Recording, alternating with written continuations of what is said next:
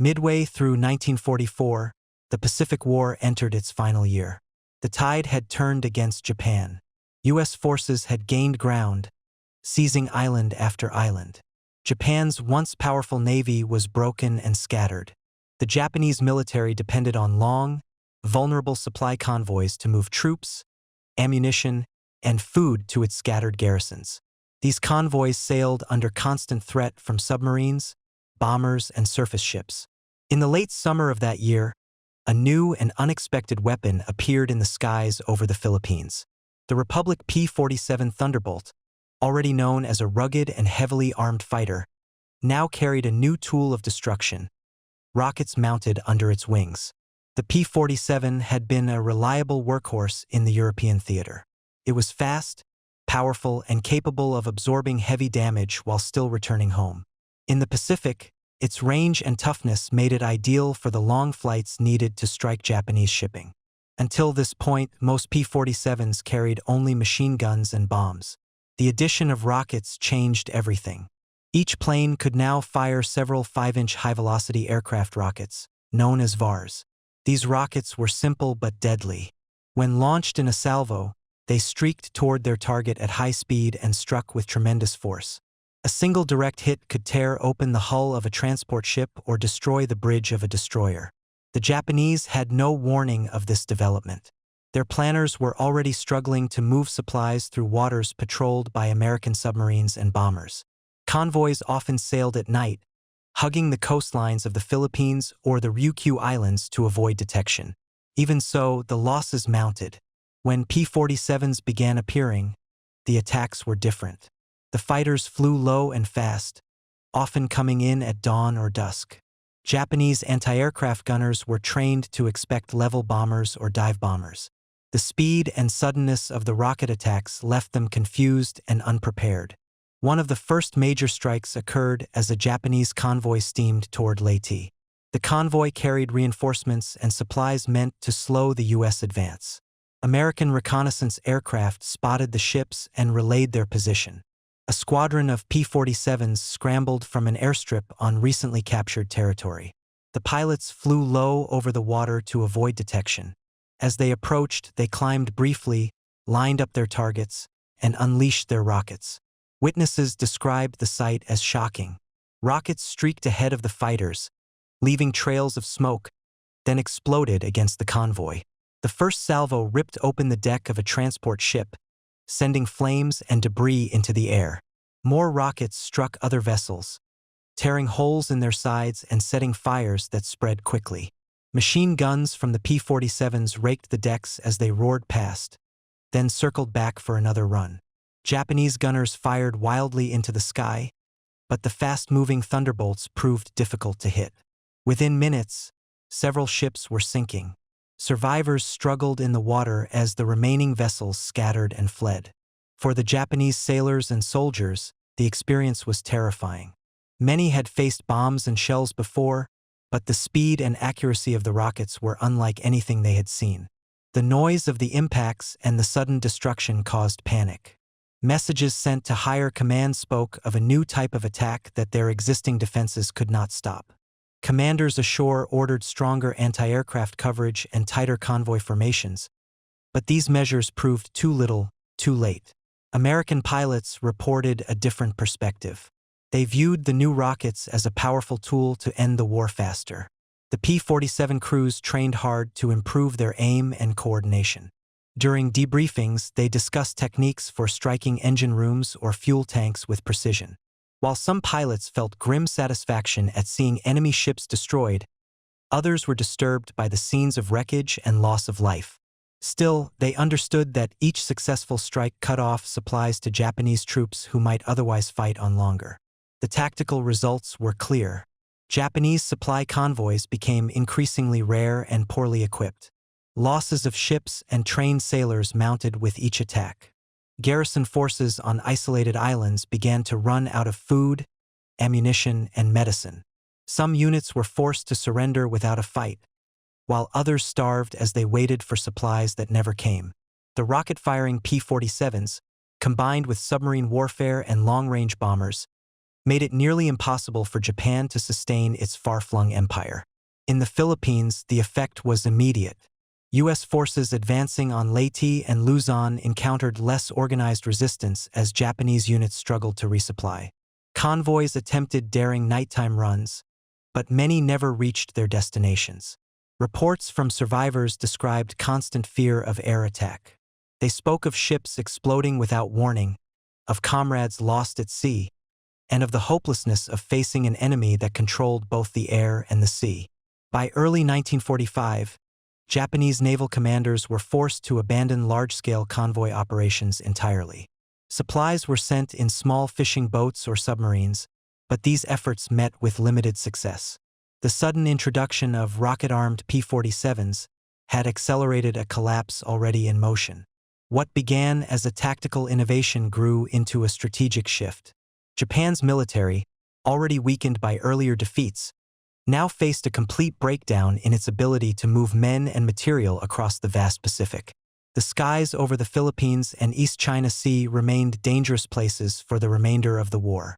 Each appearance of the P-47s brought destruction to whatever Japanese vessels were unlucky enough to be spotted. The convoys that had once linked the Empire's islands were shattered, leaving only wrecks beneath the waves and memories of a weapon the Japanese never fully understood until it was too late. The Republic P-47 Thunderbolt was one of the most formidable aircraft of the Second World War. In the Pacific, it took on a new role, one that would catch the Japanese completely off guard. Designed first as a high-altitude escort fighter, the P-47 was large, strong, and packed with firepower. It was powered by a Pratt & Whitney R-2800 double Wasp radial engine, a two-row, 18-cylinder engine that produced over 2,000 horsepower. This engine gave the Thunderbolt speed, durability, and the ability to climb quickly, even while carrying a heavy load of weapons and fuel. Pilots respected its toughness. Many returned from missions with holes in their wings and fuselage, the kind of damage that would have downed lighter planes. Before the new modification, the P-47's primary armament was 8.50 caliber Browning M2 machine guns, 4 in each wing. These guns could fire a steady stream of armor-piercing rounds, enough to rip apart enemy fighters, trucks, or lightly armored ships. Bomb racks beneath the wings and fuselage allowed the plane to carry bombs for ground attack missions, making it a versatile fighter bomber. This combination of speed, firepower, and rugged design made it a reliable tool for Allied forces in both Europe and the Pacific. The introduction of rockets, however, transformed the P-47 from a conventional fighter bomber into a devastating anti-shipping weapon. Engineers mounted launch rails under the wings and equipped the plane with a new type of weapon, the High-Velocity Aircraft Rocket, or HVAR. These rockets were simple in design but highly effective. Each one measured 5 inches in diameter and packed a powerful explosive warhead. When fired, they left the rails with incredible speed and traveled straight toward their target. Unlike bombs, which required precise altitude and timing to hit moving ships, rockets could be aimed and launched at low altitude, giving pilots a far better chance of striking fast-moving vessels. A single HVAR could punch through the side of a ship, tearing open hull plating or destroying internal compartments. When several rockets were fired in quick succession, the effect was catastrophic. Pilots often launched them in salvos, sending a storm of rockets at a convoy in a matter of seconds. The rockets didn't need direct hits to cause damage. Even near misses could rupture fuel tanks, start fires, or shatter critical equipment on deck. A single P-47 could carry up to 10 of these rockets, making it possible for just a few aircraft to overwhelm an entire convoy's defenses. The Japanese had little warning about this development and even less ability to defend against it. Their anti-aircraft weapons were often outdated, consisting of older machine guns and medium-caliber cannons that struggled to track fast, low-flying aircraft. The P-47, with its heavy armor and powerful engine, could absorb hits that would destroy lighter planes like the Japanese Zero. The speed at which the Thunderbolts attacked gave defenders almost no time to react. By the time gunners spotted the aircraft, rockets were already streaking toward their targets. Japan had no equivalent aircraft capable of carrying similar rocket armament. Their fighters were designed primarily for speed and maneuverability in dogfights, not for delivering heavy ordnance against ships. While some Japanese planes could carry bombs, these required precise bombing runs and exposed the aircraft to concentrated anti-aircraft fire. Rockets, in contrast, allowed P-47 pilots to strike hard and fast, then climb away before defenders could adjust. This imbalance in technology gave the Americans a clear edge in both firepower and survivability. The P-47's design supported this new weapon perfectly. Its wide wings provided space for both machine guns and rocket rails without compromising performance. The sturdy frame handled the recoil of multiple rockets being launched at once. Its radial engine was air-cooled, reducing the risk of catastrophic failure if hit by enemy fire. These features combined to make the Thunderbolt not just a rocket platform but a near-ideal one. Pilots trained to use the rockets effectively. They learned to approach their targets at low altitude, using terrain and cloud cover to hide their advance. As they neared the convoy, they climbed slightly to gain a clear line of sight. Each pilot selected a specific target, whether a transport ship, escort vessel, or fuel barge. At the right moment, they pressed the firing switch, releasing a rapid burst of rockets. After firing, they dove low again, using speed to escape before enemy gunners could lock on. Coordination was key. Squadrons practiced timing their runs so that multiple planes struck in sequence, creating chaos and overwhelming defenses. The destructive power of these strikes quickly became apparent. Convoys that might have survived earlier bombing attacks now suffered devastating losses. Ships burned or exploded within minutes of first contact.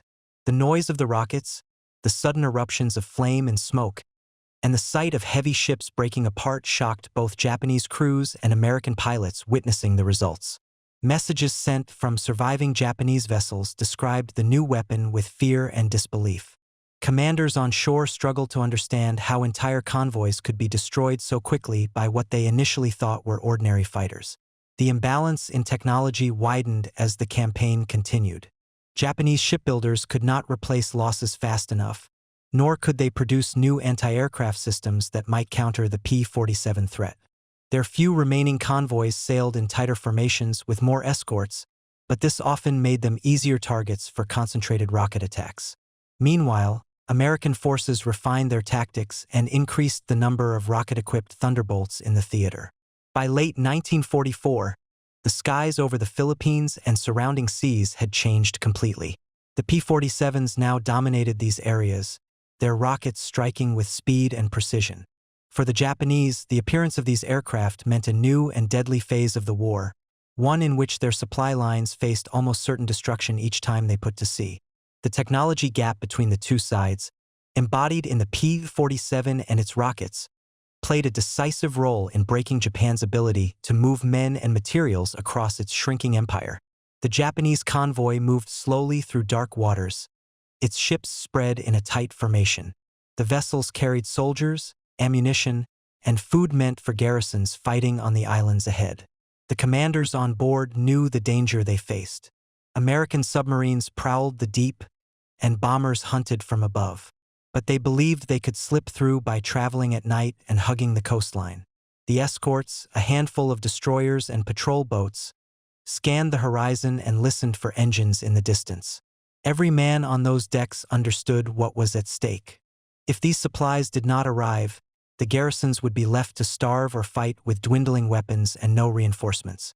Far away, in the humid darkness of a Philippine airstrip, American pilots gathered in a briefing room. Reconnaissance planes had tracked the convoy for hours. Photographs showed troop transports, freighters loaded with supplies, and several armed escorts. It was a large and valuable target, and its destruction would disrupt Japanese operations in the region. The plan was simple but dangerous. A squadron of P-47 Thunderbolts would strike at dawn. They would approach at low altitude to avoid detection, then rise just before the attack to line up their shots. Each aircraft carried rockets and machine gun ammunition, enough to destroy multiple ships if the attack went well. The pilots listened carefully as their commanding officer explained the formation and timing. Precision would matter. If they arrived too soon, the convoy might scatter. If they were too late, the ships could reach the cover of coastal anti-aircraft batteries. The men checked their maps, memorized their flight paths, and prepared their planes for the mission. Ground crews loaded rockets under each wing, for on each side, their metal casings gleaming in the dim light. Mechanics fueled the planes and checked every system. As the first light touched the eastern sky, the Thunderbolts roared to life, their engines shaking the ground. The squadron flew low over the sea, their dark silhouettes barely visible against the water. The pilots kept silent, scanning the horizon. At the same time, aboard the Japanese convoy, lookouts strained their eyes, searching for any sign of trouble. The first warning came when the American planes rose suddenly from the west, climbing just enough to gain a clear view of the convoy below. Before the Japanese could react, the P-47s fired their rockets. The rockets streaked away with a shrill hiss, leaving trails of smoke across the dawn sky. They struck with devastating force. The lead transport ship took multiple hits near the waterline. Flames erupted, and the deck buckled as explosions tore through the hull. Another salvo slammed into a freighter carrying ammunition. A moment later, a massive blast split the vessel apart, sending debris high into the air. Shockwaves rolled across the convoy. Japanese sailors scrambled to their stations, shouting orders as the chaos spread. The escorts opened fire, their anti-aircraft guns barking. Tracers shot upward in frantic patterns, but the P-47s were too fast and too low. The heavy armor of the Thunderbolts absorbed the few hits that landed. The American pilots dove through the defensive fire, raking the decks of the transports with machine gun bursts before circling back for another run. Each pass brought more destruction. Rockets tore into bridge structures and fuel tanks. Fires spread across the decks. Smoke began to blanket the sea, making it harder for Japanese gunners to see their attackers. On the Japanese ships, discipline began to break down. Some crews tried to fight the fires while others prepared lifeboats. Officers shouted conflicting commands. Radio operators sent frantic calls for help, their voices trembling as they described the attack. One destroyer attempted to shield the convoy, turning broadside to bring all its guns to bear, but it became a prime target. Rockets slammed into its stern, blowing apart the engine room and leaving it dead in the water. Within minutes, the convoy was in ruins. Several transports were sinking, their prows rising slowly before slipping beneath the waves. Survivors clung to floating debris, calling out for comrades who never answered. A few ships turned and fled, hoping to escape into the cover of the coastline. The P-47s did not pursue them far.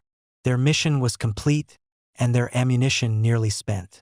The pilots made one last pass to ensure the burning ships would not be saved, then climbed high and turned toward home. From above, the devastation was clear. The sea was littered with wreckage. Oil slicks spread outward from the sinking hulls. Fires still raged on some decks, their orange glow stark against the rising sun. For the American pilots, the sight was both grim and satisfying. They knew the destruction of this convoy meant fewer supplies reaching Japanese troops. It would weaken enemy positions and save lives in future battles. The Japanese survivors faced a nightmare. Rescue ships would take hours to arrive, if they came at all. Many men drifted in the water, watching their comrades vanish beneath the surface. Those still aboard damaged ships worked frantically to keep them afloat, pumping water and sealing holes with whatever materials they could find. Their radios continued to send messages, but many went unanswered. The once disciplined convoy now lay scattered and broken. The tactical impact of the attack was immediate. With these transports gone, frontline garrisons would be forced to fight with what little they had. Reinforcements would be delayed or never arrive. American commanders would later note how rapidly Japanese resistance weakened after each successful strike. The Thunderbolts and their rockets had proven themselves. In a matter of minutes, they had done what might have taken submarines or surface ships days to achieve. The convoy system that Japan relied upon was crumbling, and every mission like this pushed it closer to total collapse. As the P-47s landed back at their base, the ground crews moved quickly to refuel and rearm them. The pilots climbed out, exhausted but alert, ready to describe what they had seen. Intelligence officers gathered their reports, piecing together the exact results of the mission. Photographers who had flown with the squadron developed their film, showing stark images of burning ships and black smoke. These records would guide future operations. The battle was over, but the war in those waters was far from finished. The sea boiled with fire and wreckage. Men screamed as they clung to drifting planks, the oil-slicked water burning their skin. Some had been thrown clear when their ships exploded. Others had jumped overboard to escape the flames that swept across the decks. The survivors swam in panic, kicking through waves dark with smoke and debris. Above them, the P-47s circled once, then disappeared toward the horizon, leaving silence broken only by the hiss of burning oil and the cries for help. On one transport ship, a young sailor staggered across the tilting deck. He had watched the first rocket slam into the bow, tearing it open like paper. The shockwave had thrown him down, and when he rose, half the crew lay dead or dying. Officers shouted orders no one could follow. The air stank of burning fuel and salt water. The sailor reached the rail and looked down to see men in the sea, their faces pale with fear. Some clutched life rings. Others drifted motionless. He froze for a moment, overwhelmed by the sight. When another explosion rocked the ship, he leaped overboard, hitting the water hard before the heat drove him to swim clear. The destruction had come so quickly that many never understood what had happened. At first, the Japanese sailors thought they were under conventional bombing attack. They ran to their anti-aircraft guns, scanning the sky for high-flying bombers. But the P-47s had come in low, streaking toward the convoy at incredible speed. By the time the crews saw the rockets, it was too late. The weapons struck with such force that entire sections of ships vanished in an instant. Gunners fired blindly, their tracers weaving through smoke, but the attackers were gone before they could adjust their aim. When word of the attack reached shore command, disbelief turned to alarm. Senior officers listened to broken radio transmissions describing ships exploding without warning. Reports spoke of enemy planes unleashing a storm of projectiles unlike anything seen before. Some commanders refused to believe it at first, thinking the descriptions exaggerated. But as survivors were rescued and debriefed, a clearer picture emerged. These were not bombs or torpedoes.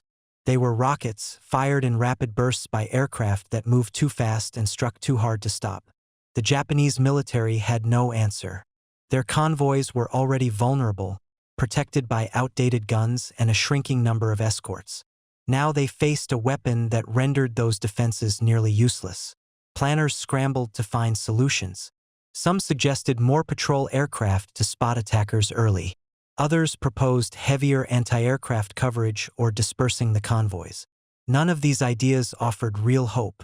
Resources were too limited, and the enemy controlled the skies. The sinking feeling spread through the ranks.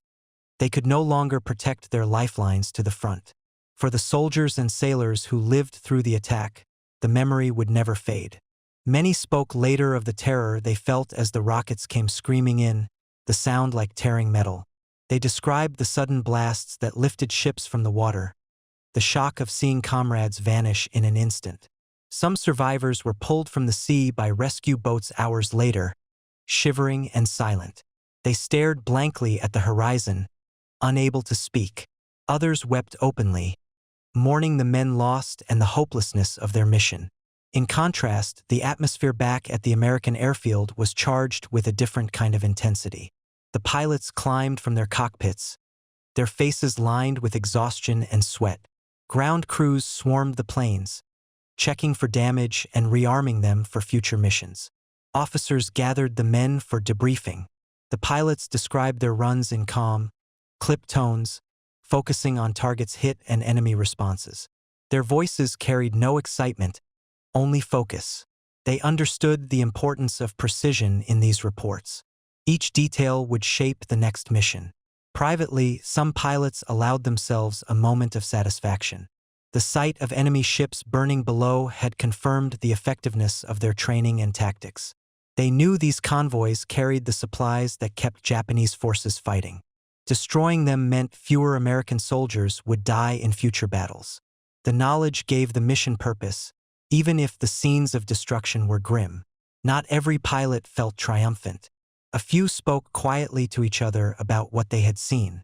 They remembered the tiny figures leaping from the decks, the wreckage floating on the water.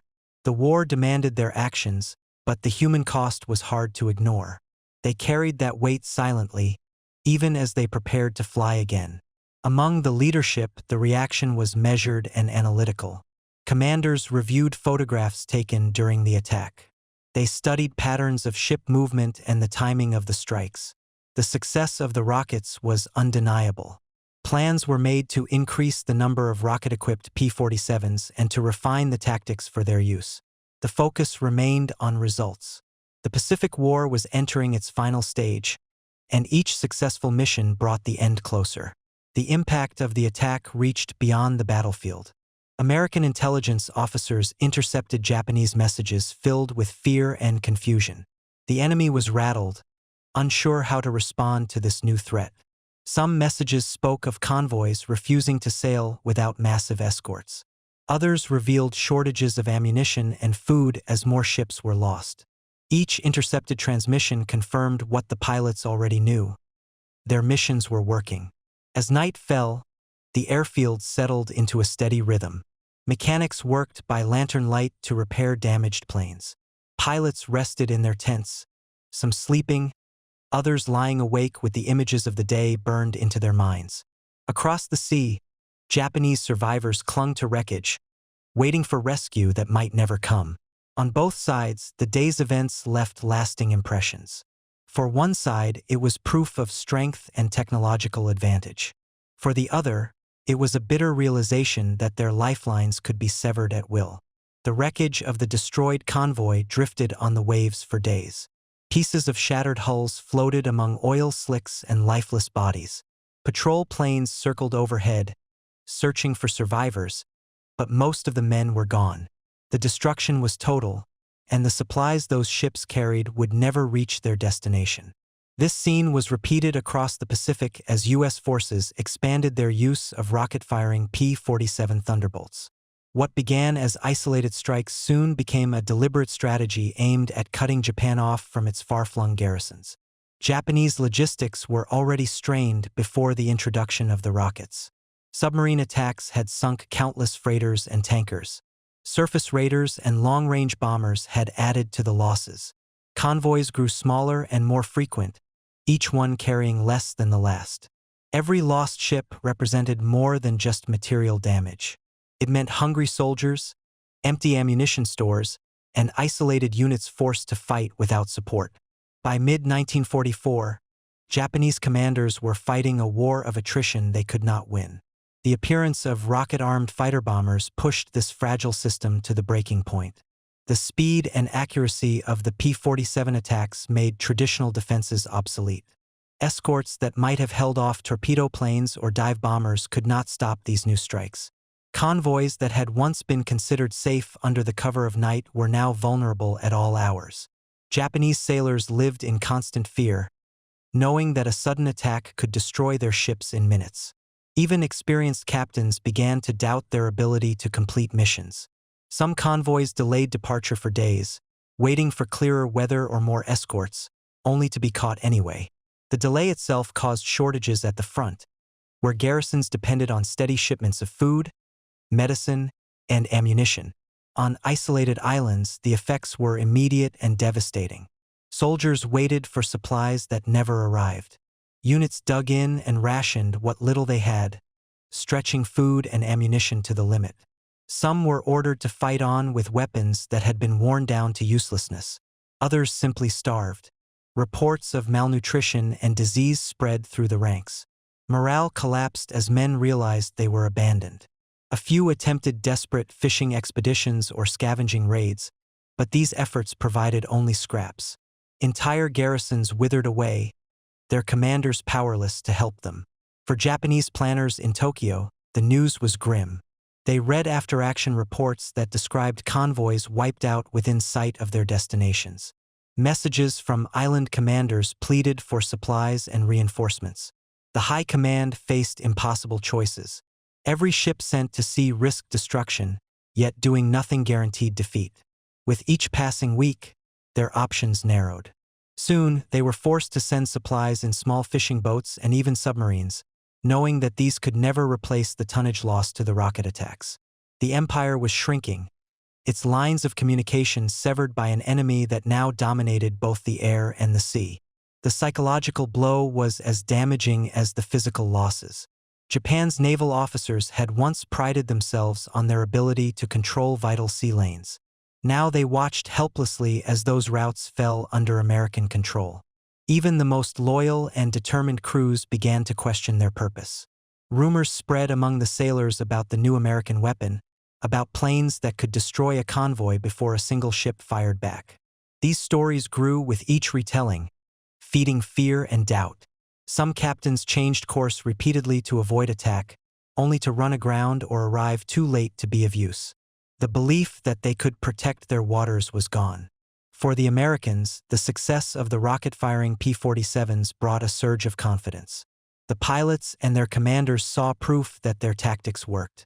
Each destroyed convoy weakened the enemy's ability to fight, not only at the point of contact but across the entire theater.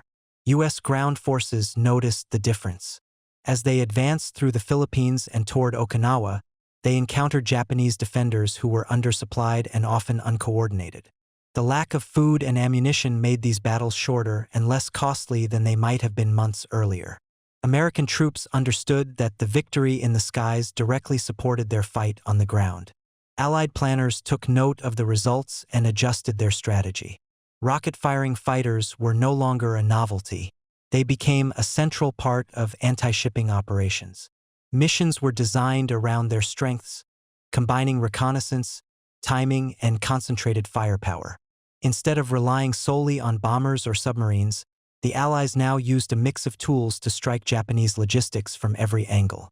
The P-47s led these attacks, working alongside carrier-based planes and naval gunfire to eliminate enemy shipping wherever it appeared. Naval air power now held complete dominance.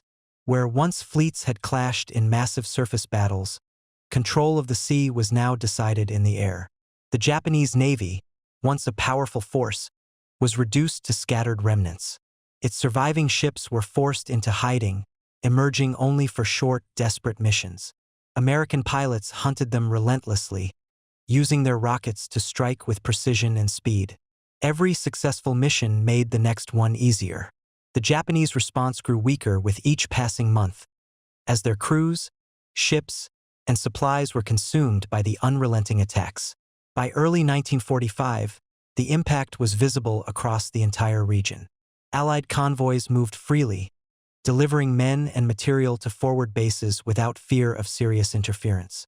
Japanese movements, by contrast, were hidden, fragmented, and increasingly futile. Even when small groups of supplies reached isolated garrisons, they were too little and too late. The collapse of Japan's supply chain meant that the war's final battles were fought under conditions of extreme scarcity for one side and overwhelming abundance for the other. The rocket-equipped P-47s had helped create this imbalance, turning the vast Pacific into a battlefield where only one side could sustain its forces. The smoke from the last battles of the Pacific War faded, but the memory of the rocket attacks remained. The P-47 Thunderbolt had proven itself as more than a fighter. It had become a symbol of a new kind of warfare. Pilots, engineers, and military planners studied the lessons learned from those final months. In briefings and reports, they documented how the rockets had worked, how they had been used, and why they had succeeded where older weapons had failed. These lessons would not be forgotten. They shaped the way future wars would be fought. For the U.S. military, the success of the rocket-firing P-47s was a turning point. Before these attacks, close air support and anti-shipping operations relied heavily on bombs and torpedoes. These weapons were powerful, but they demanded precision and placed aircraft in danger during delivery. Rockets offered a simpler and more flexible solution. They could be fired quickly, even in poor weather or under heavy fire. They allowed fighters to strike hard without lingering over the target. Commanders saw the results in every after-action report. Convoys destroyed in minutes, bridges and strong points blown apart, and enemy defenses overwhelmed before they could react. As the war ended, planners began thinking ahead. The Korean War broke out only a few years later, and many of the pilots and officers who had fought in the Pacific carried their experience into this new conflict. In Korea, rockets again played a central role. P-47s and newer aircraft fired them against enemy supply lines, tanks, and troop positions. The tactics developed in the Philippines were refined and expanded. Pilots learned to coordinate rocket attacks with ground forces, creating a seamless link between the air and the battlefield. The speed and firepower of these strikes often decided the outcome of small battles and helped contain larger offensives. The same principles appeared again during the war in Vietnam. By then, the technology had advanced, but the core idea remained. Aircraft carried rockets under their wings to support troops and strike enemy positions. Helicopters fired rockets to clear landing zones and defend convoys. Even as guided missiles began to appear, unguided rockets remained useful because they were simple, reliable, and effective at short ranges. The legacy of the P-47's rocket attacks was visible in every sortie flown decades later. In Japan, the memory of those attacks took on a different form. For many Japanese sailors and soldiers, the rocket strikes marked the moment they realized the war was lost. Survivors spoke of their shock at seeing entire convoys vanish in minutes. Some described the sound of the rockets as a terrifying shriek, followed by explosions that tore ships apart. These stories were passed down through families, told quietly in homes or written in memoirs. They became part of the country's collective memory of the war. For those who lived through it, the rockets symbolized more than just a weapon. They represented the overwhelming industrial and technological strength of the United States. Japan's defenders had fought with courage and determination, but they faced an enemy whose factories and laboratories produced tools beyond their reach. The rocket-equipped P-47 was a reminder of that imbalance. It showed how far the war had shifted by 1944, when Japan could no longer match the pace of innovation. Historians later studied these memories alongside military records. They saw how the shock of the rocket attacks affected strategy and morale. Japanese commanders had been forced to change their plans again and again, reacting to a weapon they barely understood. The psychological effect of knowing that no convoy was safe spread through the ranks, weakening resistance even before the physical destruction took place. This connection between technology and morale became a key theme in studies of the war's final phase. Technologically, the rockets were just the beginning. Engineers who had worked on the HVR during World War II went on to develop more advanced systems. The lessons of the P-47 attacks directly influenced the creation of guided missiles. These new weapons could be steered to their targets with far greater accuracy. Naval forces adopted them to replace traditional guns, and aircraft carried them to strike ships from miles away. The basic idea of using aircraft to deliver precise, concentrated firepower grew into a cornerstone of modern warfare. The move from unguided rockets to guided missiles changed how militaries planned and fought. Fleets no longer relied solely on battleships and cruisers with heavy guns. Instead, carriers and missile-equipped planes became the main tools of naval power. The balance of the seas shifted permanently. This transformation traced back to those first missions over the Philippines, when P-47 pilots fired their rockets into Japanese convoys and proved what air power could achieve. Even in museums and memorials, the connection remains clear. Restored P-47s are displayed with rocket rails still mounted beneath their wings. Veterans who visit these exhibits explain to younger generations how those weapons worked and what they meant at the time. In Japan, some coastal towns preserve artifacts from sunken ships and share the stories of those who were lost. The memories are preserved not just as history, but as warnings about the destructive power of modern warfare. The legacy lives on in today's aircraft. Modern fighters and attack planes carry weapons that descend directly from those early rockets. Pilots train with the same principles of speed, precision, and coordination that were first tested in World War II. The shape of the weapons has changed, but their purpose remains the same. The P-47's success demonstrated that air power could reach beyond the battlefield, striking at the very heart of an enemy's ability to fight. That lesson has never been forgotten. Across decades, the memory of those strikes remains vivid. For some, it is a story of innovation and victory. For others, it is a story of loss and survival. In both cases, it stands as proof of how a single change in technology can alter the course of a war and shape the world that follows.